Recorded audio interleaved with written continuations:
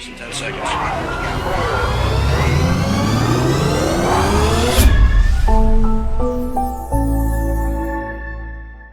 Hey everyone, Michael here from the Space Center, once again joined by the incomparable Morgan from Let's Talk Science UBC, here with us again to delve into this week's theme, which is tides. How's it going, Morgan? Good. How are you? Oh, I'm just great. So tides, this is an interesting subject. It came into the BC curriculum brand new just a few years ago, and we started doing workshops around it. Found it challenging. How did you find delving into tides this week? I found out that, as usual, I don't know as much as I thought I knew about the tides. But what I do know is that we have a high tide and a low tide, two of them almost every day, depending on the time of year. And this is great for me because I love to go down to the beach living in Kitsilano and go for swims. And I notice that at high tide and low tide, or at times when they're changing between the two very rapidly, it gets harder or easier to swim. And now I know why. Now I can avoid those times. And of course, for you to understand tides, you actually, for your activity this week, you decided to focus on the moon, which I found really interesting as well. Yeah, so of course, the tides, they depend on a few astronomical bodies, not only the moon and the earth, but also the sun. And so I thought we'd look a little bit at how we can identify different moon phases with a fun activity called a moon phase viewer, Okay. and maybe learn about how that ties in with the tides. Awesome. And as you were delving into it, of course, my favorite question to you is, what were some of the challenges and some of the curious questions that came up as you delved into it? Yeah, so of course, like not only do the tides depend on the moon and the earth, but also the sun. And so I kind of distilled out that last bit. I didn't necessarily take into consideration how the sun might influence the tides. And so if you want to educate us all about that, as you do. Well, it is complicated, and I have a little bit of a solar system back here. Step one when we're teaching it is just to focus on the interrelationship of the earth, the moon, and the sun. So you kind of have to take it in stages and try not to think about all the different things that are happening at once, because once you delve into tides, there's a lot of different factors that are at play. Even the geography of the earth, like tides are not all equal, in all parts of the earth, and that has a lot to do with the body of water that you're looking at. So to understand tides generally, understand sort of like the orbital dynamics of the earth and the sun. And even just focusing on the moon phases, I think that's a great place to start. And that's how we teach it. So once you understand sort of like the moon is here, the sun is over here, and the earth is in the middle, why is the phase in that phase? Well, that's because that's the angle of the moon from the sun. So once you sort of see well, if the sun's over here and the moon's also over here, that the gravitational effect of both of those is cumulative. And that's also going to have an effect on the tides here on Earth. Now, the real fun thing about tides is that there's tides in other worlds as well. And we see them on places like Europa, which is a moon of Jupiter, and underneath all of its ice is water. And the gravitational tug of Jupiter, because it's so big, tugs on the inside of Europa and creates that liquid water underneath of all of that ice. So, to understand tides on Earth is also understanding, how tides work on other worlds as well. That's amazing. I actually did read, speaking about how the different land masses and stuff do influence the tides, that in some parts of the world, they only have one high tide and one low tide every day, whereas other parts have two. Do you know any places off the top of your head? Well, the one place that I do like to go is Spanish Banks and Jericho Beach. I do know that there's the tides there. If anyone goes out there, they get really far out there. And, a lot of that has to do with just the geography of the earth. A lot of the other places that you're talking about around the world, I'm not off the top of my head. I don't know. But of course, that would be a really curious project for people at home watching to try to find some of those places that have really high and really low tides And if you are out there watching and follow along with these activities, please comment and let us know how it's going in the comments. Yeah, right down below. And because we've got a lot more fun stuff coming up. And if you have ideas for some topics that you'd like to hear, let us know. Well, Morgan, this has been great. Let's get right to this week's activity. Let's get into it. All right.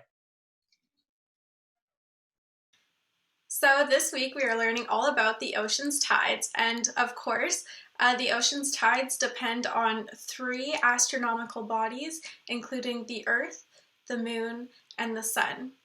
Rather than doing an activity that is directly related to the tides, we are going to look at the different phases of the Moon, which influence the tides differently. Both the Sun and the Moon exert a gravitational pull on the Earth's water. The resulting force of the Moon's gravity creates 2 tidal bulges on opposite sides of the Earth. Depending on the relative position of the Sun, the tidal bulges will change slightly as the Moon experiences its phases. At both full moon and new moon, tides are at their most drastic. High tides are very high, and low tides are very low. At full moon, the Moon and Sun are in a straight line on opposite sides of the Earth.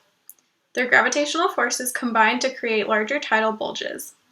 At new moon, the Moon and the Sun are in a straight line on the same side of the Earth. In this case, their gravitational forces still combine to create large tidal bulges. These situations are called spring tides. At quarter moons, the Earth's tides are at their least drastic. When the Moon is at a quarter phase, it forms a right angle with the Sun. The gravitational forces from each body act at perpendicular angles, diminishing the overall tidal bulge. The Moon is still exerting a stronger gravitational force than the Sun, so there is still a net tidal bulge. However, this bulge is its smallest. These situations are called neap tides. During the waxing gibbous and waning crescent phases, the Moon is approaching its full and new phases, respectively.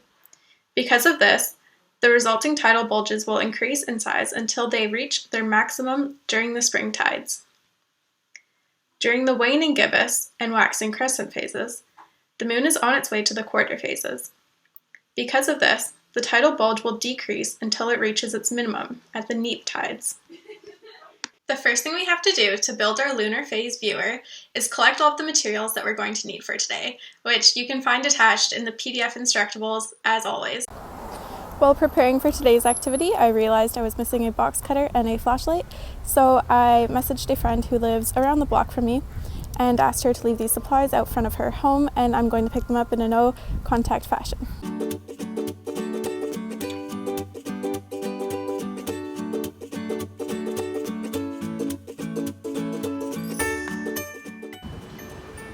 And here is our Let's Talk Science volunteer of the month, Deanna Pepin, with the supplies. Amazing. Thank you so much, Deanna. We got the goods, and now we're heading back to our place to make the rest of the lunar phase viewer. Now we've collected our supplies, and what they consist of are a cardboard tube, an old oatmeal container or salt container work really well. You want something that has cardboard on the bottom that you can cut through easily with your box cutter, and some sort of plastic material on the top that again you can cut through quite easily. You're going to need some stock paper, a screw and wing nut to attach your paper to the tube, a flashlight to illuminate the lunar viewer, box cutter for cutting, scissors, and a black marker or pen. Now, if you are under the age of 13, again, we ask for parental guidance in helping you with cutting out the lunar phases from the cardboard container, and just be careful. Now, the first thing we're going to do is divide the bottom of our cardboard container into 8 sections. You can use a ruler for this, or anything with a relatively straight edge. I'm just gonna freehand.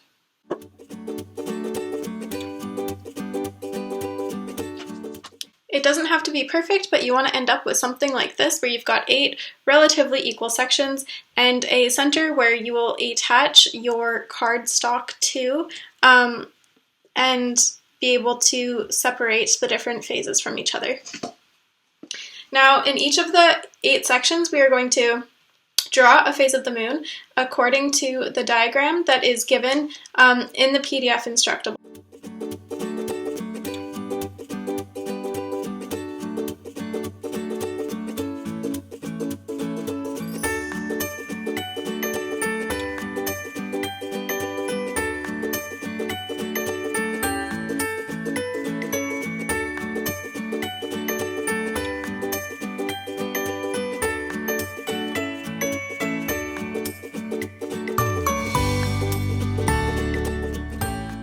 So you'll end up with something like this once labeled. We've got 8 phases of the moon, starting with the full moon and having the new moon on the opposite side of your sections, with the waxing and waning and quarter moons in between, again according to the diagram in the PDF instructables. Now we are going to take our box cutter and cut out the shaded sections of the moon phases that we just drew. Again, if you're under the age of 13, please have a parent help you with this part.